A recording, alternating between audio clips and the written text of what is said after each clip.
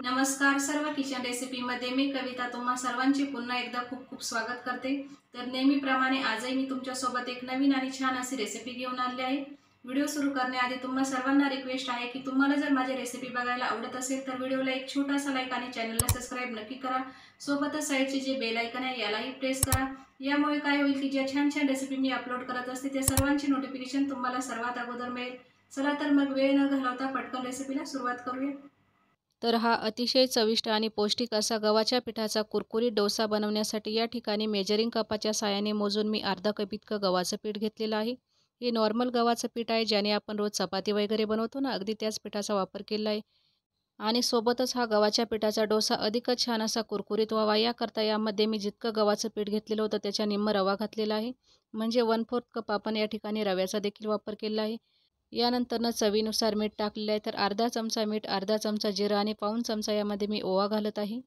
आता आपण थोडं थोडं पाणी घालत या रव्याला अगदी छान असं मिक्स करून घ्यायचं आहे। सुरुवातीला मी 1 कप पाणी घेतलेलं आहे, तर त्यातील अर्धा कप पाणी यामध्ये टाकलेलं आहे। रवा हळूहळू पाणी शोषतो, त्यामुळे एकदाच पाणी न टाकता अगदी थोडं थोडं करत यामध्ये पाणी टाकायचं आहे। गव्हाचे पीठ आहे त्यामुळे यामध्ये गाठी वगैरे देखील पटकन होतात, त्यामुळे एकदाच पाणी न टाकता अगदी थोडं थोडं करत यामध्ये पाणी टाकून घ्यायचं आहे। 1 कप पाणी घातल्यानंतर देखील याची कन्सिस्टन्सी आपल्याला भरपूर अशी घट्टसर वाटत आहे, तर पुन्हा आपल्याला यामध्ये पाणी टाकायचं आहे। तर मेजरिंग कपाच्या साहाय्याने मी या ठिकाणी पुन्हा 1 कप इतकं पाणी मोजून घेत आहे। म्हणजे आपल्याला हे बॅटर जास्त घट्टही नाही आणि जास्त पातळही नाही, तर मध्यम कन्सिस्टन्सीचं बनवायचं आहे। डोसा बॅटरपेक्षा भरपूर प्रमाणामध्ये हे बॅटर पातळ असतं। जितकं तुम्ही पातळ बॅटर बनवाल तितका डोसा अधिकच छान असा कुरकुरीत होतो। तर बघा अशा प्रकारे सतत हलवत व्यवस्थित असं याला मिक्स करून घ्यायचं आहे।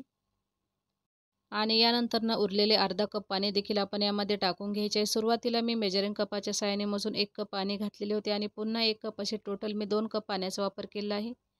सोप्या पद्धतीने लक्षात ठेवायचे झाले तर अर्धा कप गव्हाचे पीठ, 1/4 कप रवा यासाठी आपण टोटल 2 कप पाण्याचा वापर केला आहे। आणि याची कन्सिस्टन्सी देखील तुम्ही बघू शकता, जास्त पातळही नाही आणि जास्त घट्टसरही नाही। तर आता आपण याला साधारणतः 8 ते 10 मिनिटांपर्यंत झाकून ठेवायचे आहे, जेणेकरून रवा हा छानपणे फुगला जाईल, शिवाय बॅटरही मस्त असं सेट होईल। बॅटर सेट होत आहे तोपर्यंत आपण यासोबत खाण्यासाठीची एक चटपटीत अशी चटणी बनवून तयार करू। चटणी बनवण्यासाठी एका छोट्या मिक्सरच्या भांड्यामध्ये मी 2 हिरव्या मिरच्या टाकलेल्या आहे, 2 लसणाच्या पाकळ्या टाकून घेऊ। सोबतच थोडीशी कोथिंबीर देखील यामध्ये मी टाकत आहे। यानंतर साधारणतः 2 चमचे इतके भाजलेले शेंगदाणे यामध्ये टाकलेले आहे, पाऊण चमचा मीठ टाकून घेऊ आणि 1 चमचा या ठिकाणी मी लिंबाचा रस घालत आहे। तुम्ही हवं तर लिंबाऐवजी 1 चमचा दह्याचा देखील वापर करू शकता। आता आपण यामध्ये थोडंसं पाणी टाकून घेऊ आणि चटणीला व्यवस्थित असं वाटून घ्यायचं आहे। तर बघा अशा प्रकारे पाणी टाकून मी याचं झाकण बंद केलं आहे आणि थोड्याच वेळात तुम्ही बघू शकता मस्त अशी चटणी देखील या ठिकाणी तयार झाली आहे। चटणीला एका बाउलमध्ये काढून घेऊ आणि यावरती एक छोटासा तडका लावूया। तडका लावण्यासाठी तडका पॅनमध्ये 1 चमचा इतकं तेल गरम करायचं आहे। तेल गरम झाले की यामध्ये आपण पाऊण चमचा मोहरी टाकून घेऊ। 1 साबूत सुकी लाल मिर्च देखील यामध्ये मी टाकलेली आहे। सोबतच थोडासा बारीक चिरलेला कढीपत्ता टाकून गरम तडक्याला ताबडतोब चटणीवरती टाकून घ्यायची आहे। मस्त अशी खमंग फोडणी या चटणीला बसली की चटणी अधिकच छान अशी चविष्ट लागते। ही चटणी तुम्ही तुमच्या आवडीनुसार इडली, डोसा, वडा किंवा उत्तप्पम वगैरे सोबत देखील खाऊ शकता। तर बघा आता चटणी देखील तयार झाली आहे, हिला साईडला ठेवूया आणि ताबडतोब आपण बॅटरला चेक करायचे आहे। जवळपास 8 ते 10 मिनिटानंतर तुम्ही बघू शकता बॅटर देखील या ठिकाणी अगदी छान असं सेट झालं आहे। पुन्हा एकदा बॅटरला आपण व्यवस्थित असं मिक्स करून घ्यायचं आहे। तर बघा अशा प्रकारे मी संपूर्ण बॅटरला पुन्हा व्यवस्थितपणे मिक्स करून घेतलेला आहे, कारण की रवा हा बॅटरच्या तळाशी बसतो। यानंतर आपण यामध्ये काही भाज्या टाकून घेऊ। तर भाज्यांमध्ये मी एक मध्यम आकाराचा कापलेला कांदा, 1 चमचा बारीक चिरलेली लाल मिर्च आणि 1 चमचा बारीक चिरलेली हिरवी मिरची देखील यामध्ये टाकलेली आहे। लाल मिरचीच्या ऐवजी तुम्ही चिली फ्लेक्स किंवा कुटलेली लाल मिर्च देखील यामध्ये टाकू शकता। सोबतच थोडीशी कोथिंबीर, रंग छान यावा म्हणून मी पाऊण चमचा यामध्ये हळद देखील टाकलेली आहे।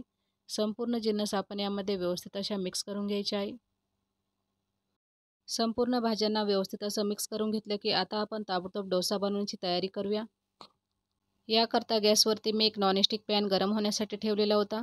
आता आपण यावरती साधारणतः 1 चमचा इतकं तेल घालून तेलाला व्यवस्थितपणे संपूर्ण तव्याला लावून घ्यायचे आहे। तर बघा अशा प्रकारे कापलेल्या कांद्याच्या साहाय्याने मी संपूर्ण तव्याला अगदी छान असं तेल लावून घेत आहे, जेणेकरून हा गव्हाच्या पिठाचा डोसा तव्याला अजिबात चिटकणार नाही। महत्त्वाची गोष्ट म्हणजे गव्हाच्या पिठाचा डोसा बनवता आहे, त्यामुळे तवा हा अगदी छान असा कडकडीत गरम झाला की मगच आपल्याला यावरती बॅटर टाकायचे आहे। तुम्ही जर नॉर्मल किंवा थंड तव्यावरती हे गव्हाच्या पिठाचे मिश्रण टाकले तर ते तव्याला पटकन चिटकण्याची देखील शक्यता असते। तर बघा अशा प्रकारे मी संपूर्ण बॅटर पळीने व्यवस्थित असं पसरवून घेतलेलं आहे. संपूर्ण पॅनवरती बॅटर व्यवस्थित असं टाकून झालं की गॅसची फ्लेम आपल्याला मिडियम ठेवायची आहे आणि मिडियम फ्लेमवरती साधारणतः 5 ते 6 मिनिटांपर्यंत अगदी छान असा खमंग कुरकुरीत होईपर्यंत या डोश्याला भाजून घ्यायचं आहे. थोड्याच वेळात तुम्ही बघू शकता कोणत्याही प्रकारचं दही, सोडा किंवा इनो वगैरे न वापरता अगदी छान अशी जाळी देखील या डोश्याला पडण्यास सुरुवात झाली आहे. सकाळच्या घाईमध्ये रोज-रोज नाश्त्यासाठी किंवा टिफिनसाठी काय बनवावे हा प्रश्न पडतो. तर अशा वेळी तुम्ही फक्त अर्धा कप गव्हाच्या पिठाचा वापर करून संपूर्ण कुटुंबासाठी हा गव्हाच्या पिठाचा कुरकुरीत डोसा बनवू शकता. कोणत्याही प्रकारचं दही, सोडा किंवा पीठ वगैरे आंबवायची देखील तुम्हाला गरज नाही. म्हणजे अवघ्या 10 ते 15 मिनिटांमध्ये हा झटपट डोसा तयार होतो.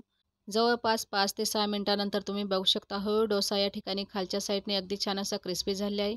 कडेच्या साईडने डोश्याच्या बाजू देखील आपोआप वरती येण्यास सुरुवात झाली आहे. तर आता आपण अशा प्रकारे डोश्याला पलटवून घ्यायचं आहे. आणि बघा मागच्या साईडने अगदी भन्नाट असा रंग देखील या नाश्त्याला आलेला आहे. खूप छान असा कुरकुरीत झालेला आहे. तर आता आपण याला प्लेटमध्ये काढून घेऊ आणि सेम प्रोसेसने मी आणखी एक डोसा तुम्हाला बनवून दाखवत आहे.